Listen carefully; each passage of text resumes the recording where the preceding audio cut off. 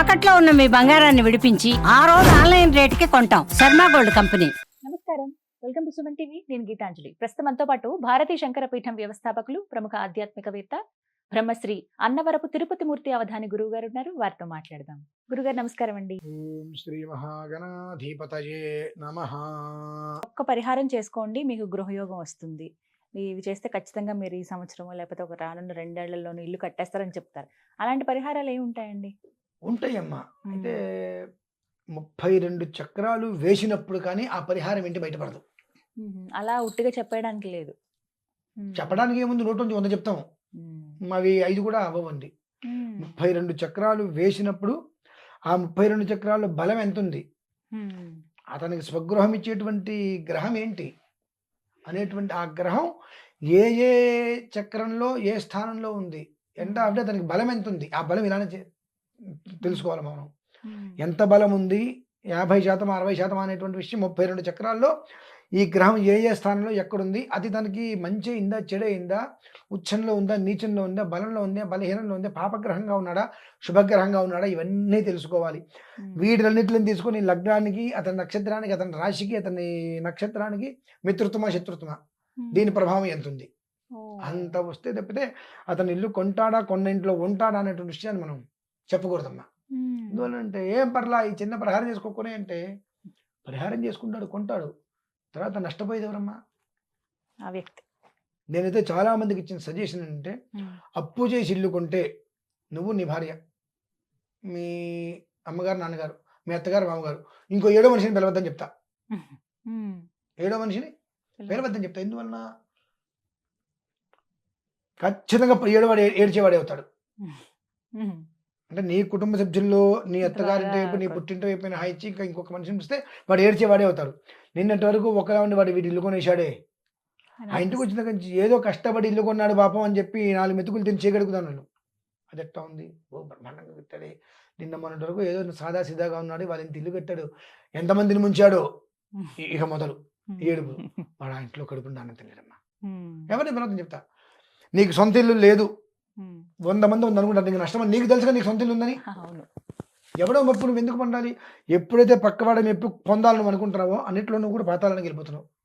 కాబట్టి ప్రతిదీ కూడా ఇలానే ఉంటుంది. సొంత ఇల్లు కావాలి అనుకోవడమే ముందు తప్పు.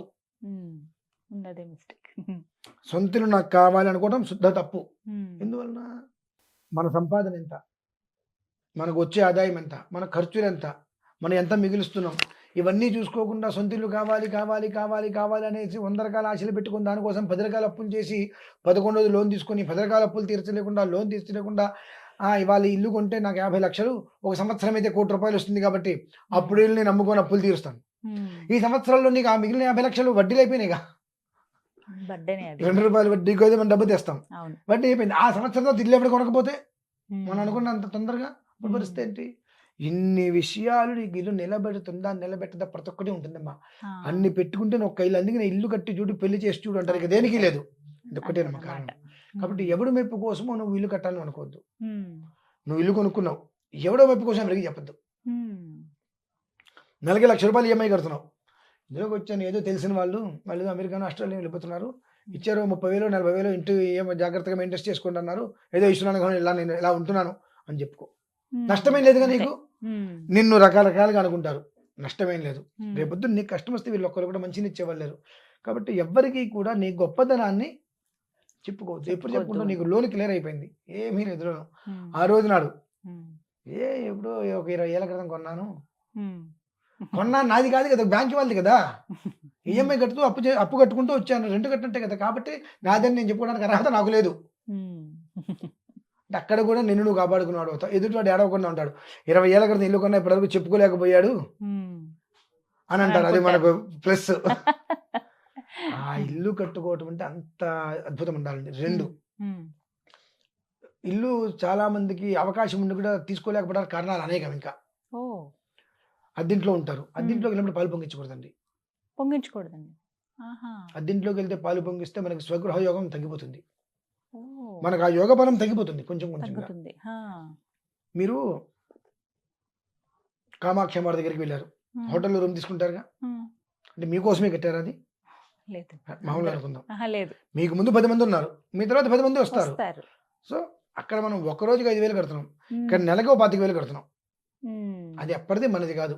వసతి గృహం వాడికి అంతే. కోపం వచ్చినా మనకు కోపం వచ్చినా మనమే ఇంటి నుంచి బయటికి రావాలి. ఉమ్, కాబట్టి అది అద్దిల్లే. నా ఇంట్లోకి ఉమ్. నువ్వు ఎప్పుడు పాలు పొంగించడానికి అర్హత లేవు మనకు. ఉమ్, పాలు పొంగిచ్చామా మనకు స్వగృహయోగం ఉండదు.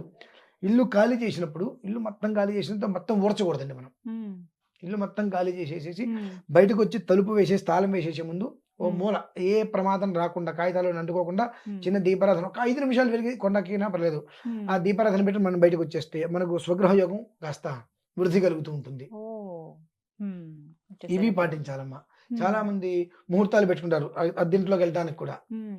అద్దింట్లో మంచి రోజా కాదా, ఎప్పుడు పాలు పొంగించుకోవాలి ఏంటి ఈ వివరాలు అడుగుతారు. అద్దింట్లోకి వెళ్ళడానికి ముహూర్తం ఏంటి నీకు? అక్కర్లేదంటారు. అంటే అద్దింట్లోకి వెళ్ళడానికి ముహూర్తం పెట్టుకుంటాం. ఉమ్, ఏదో ఒక అప్లికేషన్ మీ సొంతంగా పెడితే ₹1 కోటి, 2 కోట్లు, 10 కోట్లు, 100 కోట్ల ప్రాజెక్ట్ వరకు నువ్వు ఏదే ఊరు వెళ్తున్నావు. ఉమ్, ఆ వేరే ఊరు హోటల్ రూమ్లో నువ్వు ఉండాలి.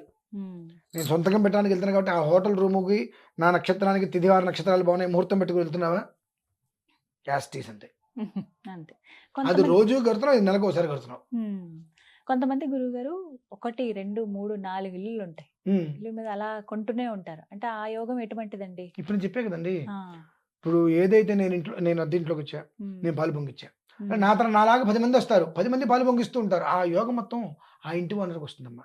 ఆహా, అతనికి ఆ ఫలితం అలా పెరుగుతుంది. దానికల్లా ఉమ్, ఆ యోగం పెరుగుతూ ఉంటుందమ్మా. 50 పైన వస్తూ ఉండాలని చెప్పి అవునవును. వీడు దీపారాధన ఇంట్లోకి వెళ్ళి పాలు పొంగించిన ప్రతిసారి వీడి యొక్క యోగం మొత్తం దిగుతూ ఉంటుంది. ఆ యోగం వాళ్ళకి ఆ ఉంటుంది. ఇంటి గృహస్థుడికి ఆహా, పెరుగుతూ ఉంటుంది అనమాట. ఉమ్, అది విషయం మనం తెలుసుకోవాల్సినవి. ఉమ్, ఈ 2 జాగ్రత్తగా చేసుకోగలిగితే మాత్రం ప్రతి మనిషికి స్వగృహం అనేటువంటిది భగవంతుడు ఉమ్, ఇవ్వగలుగుతాడు ఖచ్చితంగా. అనుగ్రహిస్తారు. అది. ఏదైనా దైవేచ్ఛ అంతే. ప్రతిదీ కూడా చక్కగా వివరించారండి. ధన్యవాదాలు.